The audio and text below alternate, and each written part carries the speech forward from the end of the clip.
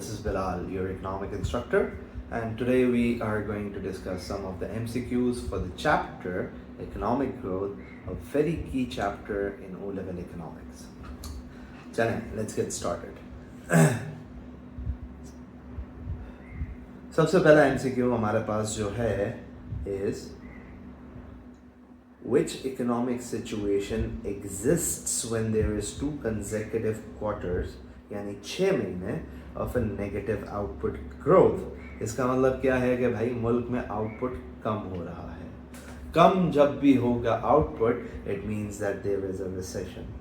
अब ये बिल्कुल एक बेसिक सा MCQ है, लेकिन ये डेफिनेशन के पर्सपेक्टिव से बहुत इंपॉर्टेंट है कि 2 कंसेक्यूटिव क्वार्टर्स यानी 6 महीने तक लगातार अगर आपका रियल GDP यानी आउटपुट यानी प्रोडक्शन ऑफ द कंट्री कम हो रही है, it's going to be a recession. So D is the right answer. बिल्कुल straightforward, आसान. Second MCQ. An increase in which economic indicator describes economic growth. तो economic growth कब होती है? याद रखें, whenever there is an increase in the GDP. अब GDP का मतलब क्या होता है? Gross Domestic Product. Product का मतलब क्या होता है? Output. Output का मतलब क्या होता है? मुल्क की प्रोडक्शन. तो जब भी मुल्क की प्रोडक्शन बढ़ेगी, आपके मुल्क में इकोनॉमिक ग्रोथ होगी. Let's look at the option. General price level increase होगी तो इन्फ्लेशन होगी. लेवल ऑफ कंजम्पशन जब इंक्रीज होगी, so it is due to economic growth. सही है ना? Rather than this being economic growth, मतलब जब इकोनॉमिक ग्रोथ होगी कंजम्पशन बढ़ेगी. So that's the concept. सही? तो ये भी नहीं हो सकता. Level of output, yes, this is the right answer.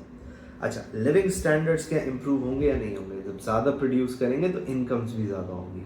तो हमेशा दिमाग में अब ये रखना है आपने कि इकोनॉमिक ग्रोथ जब भी होगी, दिस डज नॉट मीन कि सबकी इनकम बढ़ेगी. ओवरऑल इनकम ज़रूर बढ़ेगी, लेकिन सबकी इनकम बढ़ेगी, that does not, it's not guarantee. तो सबका स्टैंडर्ड ऑफ लिविंग बढ़ने का नहीं है. सही? तो ये भी डी नहीं हो सकता. सही? मैं आपको एक एग्जांपल देके समझाता हूँ. लेट्स से पाकिस्तान में फीफा वर्ल्ड कप हो रहा है. अब जब फीफा वर्ल्ड कप होगा तो जाहिर सी बात है लोग ज़्यादा कमाएंगे. अब कौन ज़्यादा कमाएगा? पीसी होटल वाला ज़्यादा कमाएगा, रेस्टोरेंट वाला ज़्यादा कमाएगा, रिक्शे वाला तक ज़्यादा कमाएगा. सही है? टैक्सी वाला भी ज़्यादा कमाएगा. Everyone's going to earn. SIMs भी ज़्यादा बिकेंगी. तो ये सारी चीज़ें ज़्यादा बिकेंगी. लेकिन क्या बिलाल बशीर के स्टूडेंट्स पढ़ेंगे? तो फीफा होने से बिलाल बशीर को तो ऐसा फ़ायदा नहीं हुआ ना. इनडायरेक्टली ज़रूर होगा, लेकिन डायरेक्टली नहीं होगा. तो हम ये कह सकते हैं कि बिलाल बशीर की इनकम तो नहीं बढ़ी, तो बिलाल बशीर का स्टैंडर्ड ऑफ लिविंग भी नहीं बढ़ा. आगे भी बात समझ में. Question number 3. The government decides to increase the rate of growth of domestic production through expansionary fiscal policy. तो fiscal policy में क्या क्या चीज़ें आती हैं? एक तो आएगी गवर्नमेंट स्पेंडिंग, दूसरा आएगा टैक्सेस. तो ये गवर्नमेंट स्पेंडिंग बढ़ गई, टैक्सेस कम हो गई, ये है expansionary fiscal policy. Which combination of measures will it use? So basically question is bit on policy. सही? तो मनी सप्लाई नहीं हो सकता, मनी सप्लाई नहीं हो सकता. ये दोनों तो ऐसे ही कट गए. सही? अब आते हैं C और D. Decrease taxes and increase government expenditure. So this is the right answer. Moving on. The table shows the real GDP per head for a country in 2021, 2022. समझते हैं GDP per head होता क्या है? तो GDP divided by population. Real GDP divide by population. तो आपके पास GDP पर head आ जाएगा. अब GDP पर हेड आ गया आपके पास. What is most likely to have changed between 2021 and 2022? तो क्या चेंज हुआ होगा? Incomes were more evenly distributed. क्या अगर ऑन एन एवरेज इनकम 20,000 से 21,000 हो जाती है, तो क्या हर बंदे की ही 1,000 से बढ़ी है या उसी प्रोपोर्शन से बढ़ी है? The answer would be no. अभी मैंने फीफा वाली एग्जांपल दी, यहाँ पे भी फिट इन बैठेगी. There was more activity in an informal economy. अगर इनफॉर्मल इकोनॉमी में ज़्यादा एक्टिविटी होती तो वो GDP पे रिफ्लेक्ट ही नहीं करती, क्योंकि informal economy is not recorded. सही है? तो ये भी आंसर नहीं होगा. the living standard of some people improved. Yes, some people. Now this is the key word. Sorry. Some people has improved. Not everyone. Some people improved. Obviously some remain constant and कुछ लोगों का standard of living कम भी हो गया होगा. C is the right answer. Let's look at the last one. The rate of inflation increased. तो real GDP बढ़ने का मतलब inflation बढ़ना नहीं होता. अगर GDP बढ़ती तो हम कह सकते थे कि this might be due to increase in inflation, but that is also not always. सही है, always ऐसा नहीं होगा कि GDP बढ़ रही है तो inflation. It might be due to inflation and there are several other reasons. सही है, ये दिमाग में आपने रखना है. A newspaper reported that our country's economy had grown by 3% during the last year. तो 3% से इकोनॉमी बढ़ी है मतलब ग्रोथ हुई है. What must have increased that year? Cost of production. Okay, gross domestic product. बिल्कुल स्ट्रेट फॉरवर्ड. यानी GDP के एमसीक्यूज में देख रहा हूँ कंपैरेटिवली बड़े आसान आ रहे हैं. सही है, तो let's look at more MCQs. मेरे ख्याल से 3 और ही हैं, लेकिन we will discuss something very important at the end. What may directly cause economic growth. तो इकोनॉमिक ग्रोथ को रीजंस क्या है, आउटपुट बढ़ने की रीजंस क्या है. Higher imports. अब मैं आपको एक मिसाल दे देता हूँ कि जब भी एग्रीगेट डिमांड बढ़ेगा इकोनॉमिक ग्रोथ होगी. एग्रीगेट डिमांड में कंज्यूमर एक्सपेंडिचर आता है, बिजनेस इन्वेस्टमेंट्स आती हैं, गवर्नमेंट स्पेंडिंग आती है और नेट एक्सपोर्ट्स आती है ना. तो ये आ गया हायर इम्पोर्ट्स. अगर ये इम्पोर्ट्स बढ़ेंगी तो नेगेटिव ज़्यादा हो जाएगा, एग्रीगेट डिमांड कम हो जाएगी, इकोनॉमिक ग्रोथ कम हो जाएगी. Higher level of resources. अगर रिसोर्सेज ज़्यादा हैं तो एग्रीगेट सप्लाई बढ़ेगी, प्रोवाइडेड दैट हम उनको यूज़ भी करें. तो B can be the right answer. Higher taxation. अगर टैक्सेशंस बढ़ेंगी, सही, अगर टैक्सेशंस बढ़ेंगी तो इनकम्स, डिस्पोजेबल इनकम्स कम हो जाएंगी. डिस्पोजेबल इनकम कम, कंज्यूमर एक्सपेंडिचर कम, अगेन ये वाला कंपोनेंट कम, एग्रीगेट डिमांड कम. हायर अनएम्प्लॉयमेंट, इनकम्स कम, कंज्यूमर एक्सपेंडिचर वापसी कम. तो ए, सी और डी सारे ही एग्रीगेट डिमांड को कम कर रहे हैं. और एग्रीगेट डिमांड जब बढ़ती है तो इकोनॉमिक ग्रोथ होती है. या तो एग्रीगेट डिमांड बढ़े तो इकोनॉमिक ग्रोथ होती है, या एग्रीगेट सप्लाई बढ़े तो इकोनॉमिक ग्रोथ होती है. Now if you find this concept confusing कि सर ऐसा कैसे आप बोल लो, तो you need to make a graph. आप ग्राफ बनाएं, एग्रीगेट डिमांड, एग्रीगेट सप्लाई को लेबल करें, एक में एग्रीगेट डिमांड बढ़ाएं. You will see the level of national income यानी रियल जीडीपी बढ़ रही होगी. ऑन द कॉन्ट्रेरी दूसरा ग्राफ बनाएं जिसमें आप एग्रीगेट सप्लाई बढ़ाते हैं, and you will see the same कि रियल जीडीपी बढ़ रही है, तो that is economic growth. In 2016 Romania had increased its real gross domestic product of 4.8. तो रोमेनिया में जीडीपी, रियल जीडीपी पर हेड 4.8% से बढ़ गया. What must this mean about the Romanian economy? Living standards increased by 4.8. गलत. तो ये आप रियलाइज करें कि हमेशा ये जीडीपी के साथ कंफ्यूज करने के लिए लिविंग स्टैंडर्ड को घुसाता है. अब बाकी बच्चे जो इकोनॉमिक्स पढ़ते हैं they get confuse, they think incomes बढ़ रही है, लिविंग स्टैंडर्ड बढ़ रही है. लेकिन क्योंकि आप लोग बिलाल बशीर से पढ़ रहे हैं तो यू नो कि ऐसा नहीं होता ना. Total consumer income increase by 4.8. So if B is correct, which is incorrect. B is correct कि अगर इनकम बढ़ रही है 4.8% से तो लिविंग स्टैंडर्ड भी तो बढ़ेंगे. They both are the same statements in a different manner.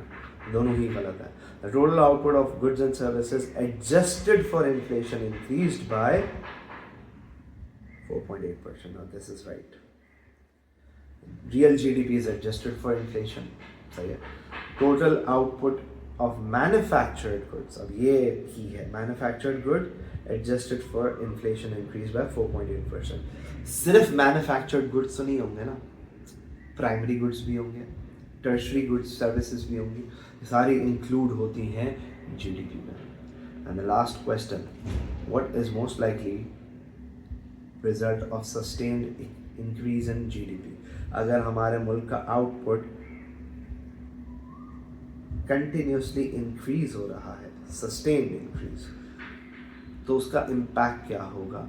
क्या लिविंग स्टैंडर्ड डिक्रीज होंगे? जवाब है नहीं, डिक्रीज तो नहीं होंगे, ओवरऑल इंक्रीज ही होंगे. Decrease in the budget surplus. Now what does budget surplus mean?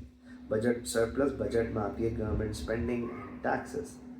तो अगर गवर्नमेंट स्पेंडिंग कम है, टैक्सेस ज़्यादा है, तो बजट सरप्लस इंक्रीज होगा. ये बोला डिक्रीज हो रहा है, भाई जीडीपी बढ़ रही है तो आप ज़्यादा टैक्स दोगे नहीं दोगे? You're producing more, तो profits more, तो you're paying more taxes. सही है. If you're paying more taxes, आपका budget surplus increase होगा rather than decreasing. Therefore, B is incorrect. An increase in tax revenue. अभी मैंने बात बताई increase in tax revenue. अगर देखा जाए B और C opposites है. An increase in unemployment. If you're producing more, you need more labor. If you need more labor, तो employment is increasing. सही है, तो ये भी गलत हो गया. Okay. Now, MCQs have ended. एक MCQ मैंने देखा था, थोड़ा पुराना है, तो अब वैसा MCQ टेस्ट नहीं होता, लेकिन again, you never know, right? So there was this question जिसमें उन्होंने दिया हुआ था जीडीपी. सही है, for 2000 let's say 10 and 2011. सही है. Let's take values, for example 1000, let's say this becomes 1100, right? And the population, सही है, the population was, we'll just use random figures. Let's say this is 40 and this is 50. सही है. अब अगर आपसे बोला जाता है कि भाई जीडीपी पर हेड निकालो, तो आपने क्या करना है? You need to divide the GDP by the population. सही है. So what you're going to do is 1000 divided by 40, and I will have to open up my calculator.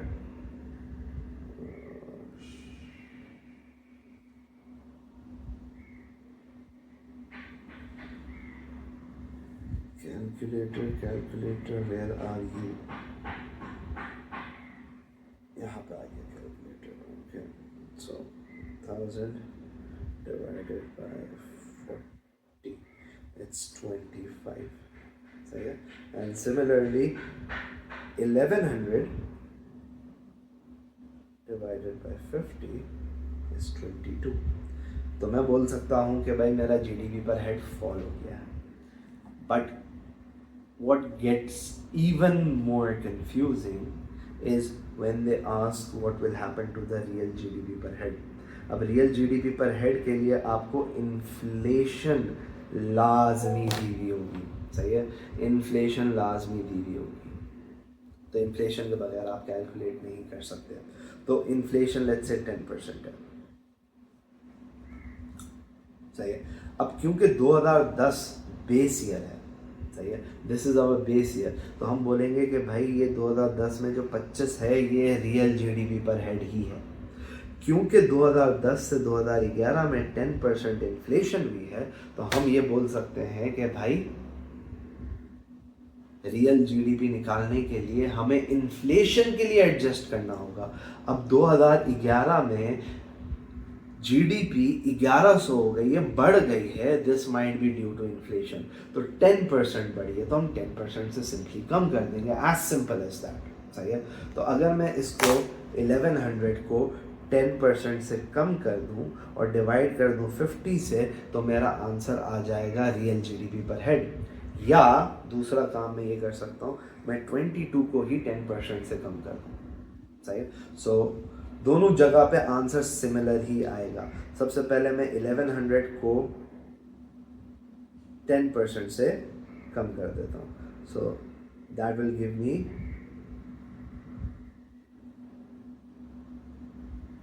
Multiply by 990. इसको अगर मैं डिवाइड करूँगा 50 से,